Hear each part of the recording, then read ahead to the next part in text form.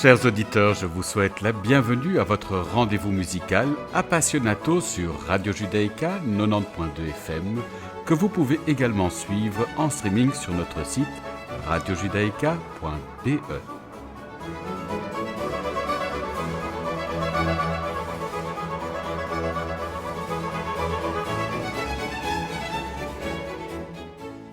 Nous avons l'immense plaisir d'accueillir aujourd'hui Camille Elbacha qui vient nous présenter son nouvel album. Bonjour Camille. Bonjour. Alors je résume votre parcours. Vous voyez le jour en 89 à Versailles et débutez le piano à l'âge de 8 ans. Vous donnez votre premier récital en Belgique à 12 ans. Vous êtes l'invité de festivals de renom comme Piano Passion à l'Opéra-Théâtre de Saint-Étienne, le Festival Chopin à Paris, Musique au Cloître à Nîmes, la Semaine du son à Flagey, les musicales du Luberon ou encore le Festival international de Colmar. En tant que pianiste improvisateur, vous êtes régulièrement produit en ciné-concert à la Fondation Sédou Pathé, au Forum des Images ou encore à la Cinémathèque française. Vous êtes compositeur à l'image et collaborez entre autres avec France Télévisions ou Arte. Je vous propose de débuter notre entretien avec le 15e prélude en ré bémol majeur opus 28 de Chopin.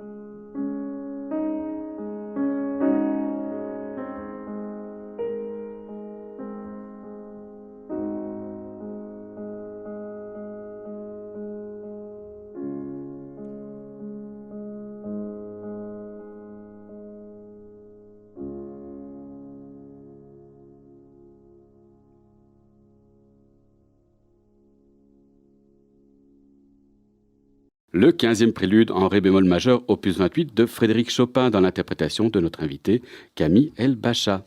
Alors dites-nous Camille, quel est votre premier souvenir musical? Alors, je pense que j'en ai plusieurs, mais il y en a un qui me vient en tête, c'est Montaigu et Capulet, un extrait du magnifique ballet de Prokofiev, Roméo et Juliette. Je me rappelle que j'aimais beaucoup l'écouter en boucle et avec un volume très, très fort dans le salon. Et je mimais la direction de l'orchestre. C'est pas pour autant que je suis devenu chef d'orchestre, mais en tout cas, quand j'étais petit, c'est quelque chose qui me fascinait. Alors, vous êtes le fils d'un des pianistes les plus éminents de sa génération, Abdelrahman El-Bacha, vainqueur du concours musical Reine-Élisabeth en 1978, et aussi ancien directeur de la section piano de la chapelle musicale Reine-Élisabeth. Et souvent, dans les familles de musiciens, on est musicien de génération en génération. Avez-vous eu le choix de votre carrière? Oui, tout à fait. Vous n'avez pas subi de pression familiale? Il n'était pas clair que vous seriez... C'est plutôt moi qui lui ai mis la pression pour qu'il me donne des cours de piano. Je m'en rappelle, hein, j'insistais, il a fini par accepter. Enfin, il me disait que j'étais trop jeune au début, et puis... Alors, je jouais comme je pouvais, des choses d'oreille, ce que je voulais au piano, avant de lire la musique. Et il m'a donné mon premier cours à l'âge de 8 ans. À l'âge de 8 ans. Donc, Ouais. c'était lui votre premier professeur? C'était lui mon premier professeur. Ouais. Et il vous enseigne, il vous donne encore des conseils à l'heure actuelle? Il m'en donne quand je lui en demande. Parfois, lui-même me demande mon avis. C'est un échange maintenant. C'est un échange qui va dans les deux sens aujourd'hui. Et alors, il est connu pour avoir enregistré l'intégrale des œuvres de Chopin. Oui. Jouer Chopin, pour vous, ça représente quelque chose de particulier? Je peux dire que j'ai grandi avec cette musique et disons que je ne suis pas... Je suis à la fois impressionné, mais je suis déjà impressionné par cette musique, par cette musique sublime. Donc j'ai pas besoin d'avoir un père qui est un référent, qui est un interprète de référence dans cette musique pour être impressionné pour la jouer. Je suis déjà impressionné de jouer cette musique pour ce qu'elle est. C'est ça. Il est une influence majeure, c'est-à-dire quand vous préparez une œuvre qu'il a enregistrée, est-ce que vous écoutez ces enregistrements Non, surtout pas. Mais Surtout j'écoute personne quand je prépare une œuvre. J'essaye de m'inventer ma propre histoire. Alors je vous propose de poursuivre avec le prélude 2, Contes d'hiver, et le deuxième interlude, deux des compositions donc de notre invité Camille El-Bacha, suivi du prélude extrait du prélude et fugue en sol mineur BWV 885 de Jean-Sébastien Bach dans son interprétation.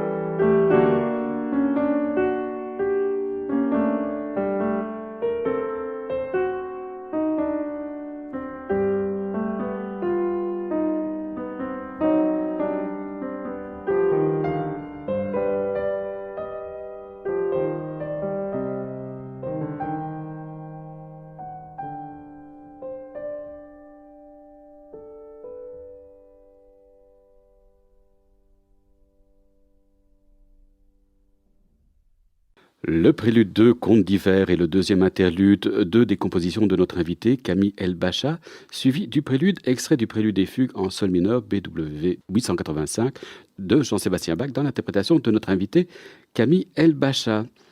Alors Camille, très tôt dans votre développement artistique, vous êtes consacré à la composition et à l'improvisation. Comment est née cette vocation ? Elle est née, je pense que sans m'en rendre compte, quand je me mettais au piano, avant de commencer à travailler le grand répertoire, inconsciemment, je me chauffais les doigts en improvisant. Alors sans grande prétention, c'était vraiment... Je le faisais en me laissant aller à l'inspiration, sans aller très loin dans l'inspiration, évidemment, puisque c'était quelque chose que je n'avais pas vraiment travaillé. Et j'ai appris qu'il existait une classe d'improvisation au piano au Conservatoire de Paris. Et j'ai pas perdu de temps, je me suis inscrit au concours d'entrée. C'est Jean-François Zigel qui a créé cette classe et qui continue d'enseigner dans cette classe. Cette classe a été pour moi l'étincelle de ma créativité, on va dire. C'est-à-dire que j'ai commencé réellement à composer à partir du moment où j'ai rencontré ce monde de l'improvisation de manière assez exigeante, on va dire, avec Jean-François Zigel. Donc c'est pas de l'improvisation jazz, c'est vraiment de l'improvisation... L'improvisation classique, oui, c'est ça. Qui était souvent pratiquée par les pianistes au XIXe siècle, mais c'est une pratique qui s'est, qui s'est un peu estompée. Aujourd'hui, on est dans un système de spécialisation plus. Donc il y a les compositeurs d'un côté, l'improvisation réservée au jazz, et les interprètes, l'interprétation qui est un domaine si complexe et riche. On ne penserait pas à faire autre chose que ça. Quand on est interprète, c'est déjà un monde à découvrir toute sa vie. Mais moi, j'aime bien concevoir la musique dans une forme de globalité. Et c'est pour ça que pour mon équilibre artistique, j'ai besoin d'interpréter, de lire de la musique, d'improviser. Parfois, c'est à partir d'une œuvre que je travaille, ça va me donner l'idée d'une improvisation. Et quand une improvisation me semble assez inspirée, je me mets à en faire une pièce. Donc vous la mémorisez alors ? Alors j'enregistre beaucoup, oui. J'utilise les moyens d'aujourd'hui, on va dire. J'ai peur de... Si je n'enregistre pas et que je décide de noter, j'ai peur qu'en notant, j'oublie déjà mon idée. Parce qu'une idée, elle peut venir une fois dans notre vie et disparaître à jamais. et j'ai tellement peur de ça que dès qu'il y a quelque chose qui me semble un peu intéressant, je l'enregistre directement avec mon téléphone. Et alors, je dois avoir ensuite plein de mémos avec des brouillons, et puis ça me permet d'écrire sereinement et de ne pas avoir peur de perdre le fil. Oui, en fait, Beethoven faisait la même chose. Il avait des carnets où il notait ses idées musicales pour après les intégrer à ses œuvres. Et alors, je ne sais pas ce que ferait Beethoven aujourd'hui avec un téléphone. Peut-être qu'il utiliserait les mémos comme moi. Mais non, je pense qu'il n'aurait pas besoin. On ne sait jamais, je pense. On ne sait jamais. C'est de la fiction, de toute façon. On ne peut pas... Et alors, vous improvisez toujours seul ou c'est des improvisations que vous faites également avec d'autres musiciens ? Ça m'est arrivé d'improviser avec d'autres musiciens, avec violoncelle, à deux pianos, à quatre mains. On peut beaucoup s'amuser à plusieurs avec l'improvisation. Et c'est difficile si en plus on décide de rester dans un langage assez tonal ou modal. Quand on est deux, de se suivre entre la mélodie, l'harmonie, c'est pas facile du tout, mais ça peut être un exercice très intéressant. Et surtout, il faut l'écoute mutuelle absolue. Il faut une écoute instantanée et très, très, très attentive. Alors, le cinéma semble avoir joué un rôle important dans cet attrait. Quelles ont été vos inspirations ? Mes inspirations... disons que j'aime le cinéma indépendamment de la musique, même si la musique de film est un grand domaine qui m'intéresse beaucoup. Mais c'est cet amour pour le cinéma qui qui a éveillé nécessairement un intérêt pour la musique de film. Et j'ai découvert, justement, grâce à cette classe d'improvisation, tout ce monde incroyable de l'accompagnement de films muets, donc de la mise en musique en direct du film muet, improvisé, en fait. C'est de la musique totalement improvisée. Ce qui est intéressant, c'est que les gens, quand ils entendent souvent improvisation en direct devant l'écran de cinéma, ils se demandent si on a vu le film avant. On a envie de répondre bien évidemment qu'on l'a vu. Le but n'est pas de faire une démonstration de performance. Le but est de mettre en valeur un film.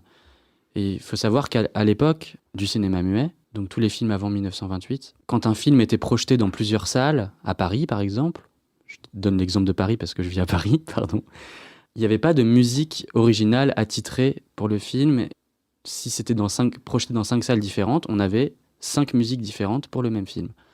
Chose qui n'existe plus depuis le cinéma parlant, où la musique originale, la naissance de la musique originale est enregistrée. Est enregistrée. Mais Chaplin l'a déjà fait aussi avec ses longs métrages. Il ne l'a pas fait avec ses courts métrages. Ses courts métrages, il n'y avait pas de musique attitrée. Mais à partir des longs métrages, des magnifiques chefs-d'œuvre de Chaplin, on entend de la musique originale. Et je m'intéresse également à la musique originale de films du cinéma contemporain, on va dire. J'ai eu la chance de créer la musique originale d'une comédie franco-grecque qui est sortie l'an dernier. Et là, en ce moment, je travaille sur un documentaire pour le cinéma. Je travaille également sur des documentaires pour la télé, pour Arte Web.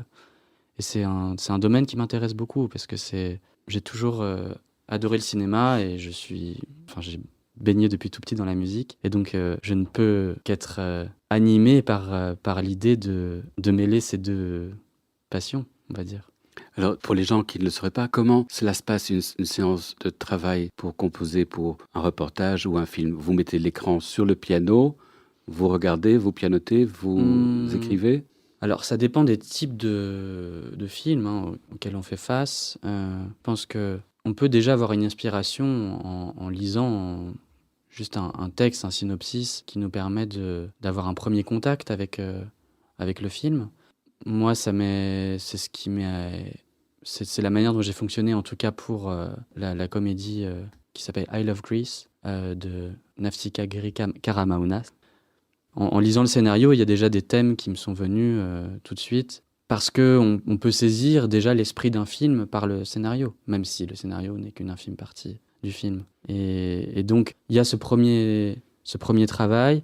Et après avoir beaucoup discuté avec la réalisatrice, je me suis retrouvé en effet à voir le film devant moi, avec l'écran, et à jouer dessus presque comme si j'accompagnais un film muet, et à enregistrer les idées qui me plaisaient.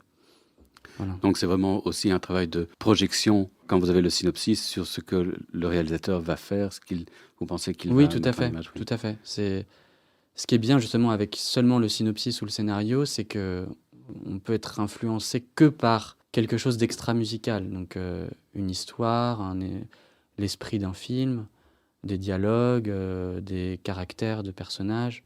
Et ça me permet de ne pas être trop bridé dans l'inspiration. Ce qui est plus difficile, c'est quand on a déjà des références, quand il y a déjà un montage avec des musiques de référence. Qu'est-ce qu'on peut faire à part s'inspirer et faire quelque chose de moins bien que la référence à laquelle le réalisateur ou la réalisatrice en général s'est déjà trop attaché. Beaucoup de compositeurs de musique de films se plaignent de cette manière de faire. Oui. Alors je vous propose de revenir à la musique. Nous allons écouter le prélude en mi mineur opus 28 de Chopin, suivi de votre prélude Jeu d'ombre.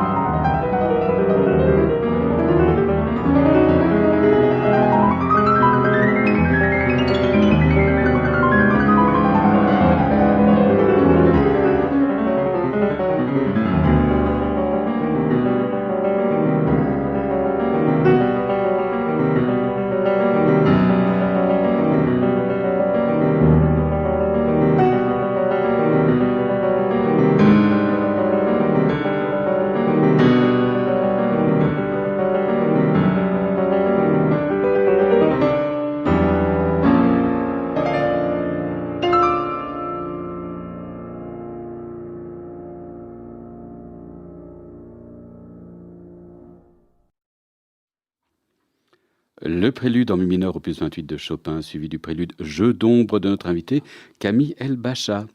Alors Camille, les pièces que nous venons d'écouter proviennent de votre nouvel album Lumen. Comment l'avez-vous conçu ? C'est les préludes de Chopin et de Bach, enfin le clavier tempéré de Bach sont des œuvres qui constituent un peu mon pain quotidien. Disons que j'ai toujours, depuis que j'improvise, on va dire, quand je travaille une œuvre, parfois je me mets à improviser au milieu du travail d'une pièce, puisqu'il va y avoir une mesure qui va m'inspirer, par exemple une improvisation. Et disons que c'est un peu cette manière, ma relation au piano, que j'ai voulu retranscrire à travers un programme, à travers la composition d'un programme. Et j'ai eu cette idée de faire entrer mes propres préludes en résonance avec une sélection de préludes de Bach et une sélection de préludes de Chopin. C'était pour moi une manière de raconter une histoire. Alors une histoire très ouverte, hein, puisqu'elle est purement musicale. Donc chaque personne peut se faire sa propre histoire. Et l'idée, c'était de construire une forme de quête de lumière à travers les plus grandes œuvres du répertoire et mes propres créations. Et disons, je voulais quelque chose à l'image de ma vie artistique et musicale, à savoir celle d'un pianiste, interprète, également improvisateur et compositeur. C'est ça, donc vous vouliez donner une image un portrait musical de vous-même, à ce stade-ci ? Je ne sais pas si c'est vraiment un portrait musical de moi-même. Disons que pour moi, c'était une nécessité, ce disque. C'est-à-dire que je ne l'ai même pas conçu comme un disque au départ. Disons que j'ai voulu juste construire un programme. C'est arrivé pendant le premier confinement. On avait pas mal de temps chez nous. Et j'ai eu cette idée de créer un programme sans savoir ce que je voulais en faire, si ça devait être un disque, si ça devait être un programme de concert. Mais c'est devenu comme une nécessité et comme une quête de lumière à travers quand même des pièces assez sombres, hein, il faut le dire. Mais c'était peut-être à l'image aussi de cette période qui était assez sombre pour tout le monde en France et en Belgique, en Europe et dans le monde entier. Comment dire, disons que j'ai pu me réfugier dans la musique, dans la composition et dans l'élaboration de ce programme notamment. Et dans ce disque, il y a des pièces que j'ai composées à la fois pendant cette période, que j'avais composée avant, et il y en a même une que j'ai composée 2 semaines avant l'enregistrement, donc c'est quelque chose qui était très vivant. Et alors si maintenant vous réécoutez ces préludes, est-ce que vous y changeriez quelque chose ou... Oui, bien sûr. D'ailleurs, c'est pour ça que j'ai du mal à la réécouter. Ah oui, vous n'écoutez pas votre disque ? Si, j'écoute, évidemment, j'ai écouté beaucoup le disque pour être sûr que tout me convenait et que j'étais prêt à l'abandonner en quelque sorte, parce qu'au bout d'un moment, ça ne nous appartient plus. Exactement. Mais c'est toujours difficile à accepter quand même. Et c'est vrai que moi, j'ai du mal à figer les choses, autant dans l'interprétation d'ailleurs que dans la composition. C'est pour ça que l'improvisation est une bonne antidote pour ça. Oui, mais l'improvisation, c'est la liberté. Tout à fait. Oui, mais il faut laisser les choses, une fois qu'elles sont oui, nées, il faut les laisser vivre. Bien sûr. Alors, je propose qu'on écoute justement ce que ça donne avec l'Allegro Appassionato en ré mineur, extrait des préludes opus 28 de Chopin, suivi du 8e prélude de notre invité Camille El-Bacha et du prélude, extrait du prélude et fugue en do majeur BWV 846 de Jean-Sébastien Bach.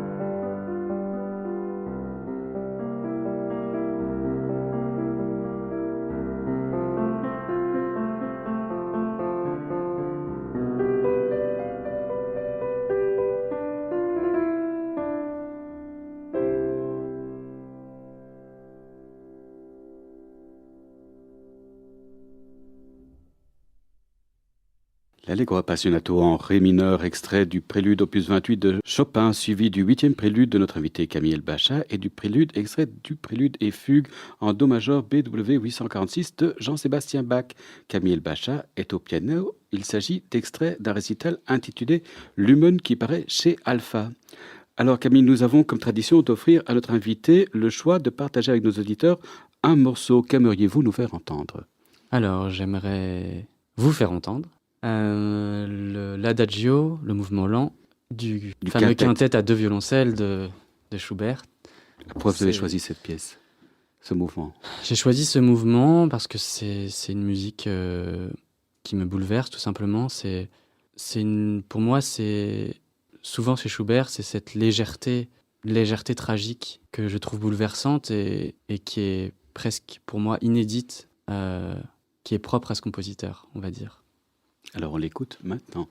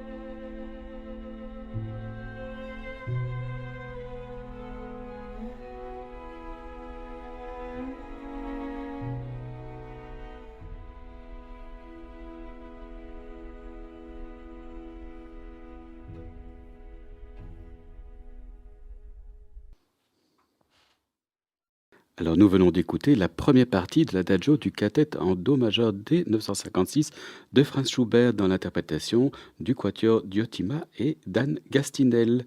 Votre émission de musique classique Appassionato touche ainsi à sa fin. Merci beaucoup Camille d'avoir accepté notre invitation. Merci beaucoup de m'avoir invité. Merci à Carlos Amajoa d'avoir assuré la technique de cette émission. N'oubliez pas qu'Appassionato est diffusé sur les ondes et le site de Radio Judaïka les lundis à 13h, les jeudis à 14h et les dimanches à 9h. Merci, chers auditeurs, de nous avoir écoutés. À la semaine prochaine. D'ici là, portez-vous bien.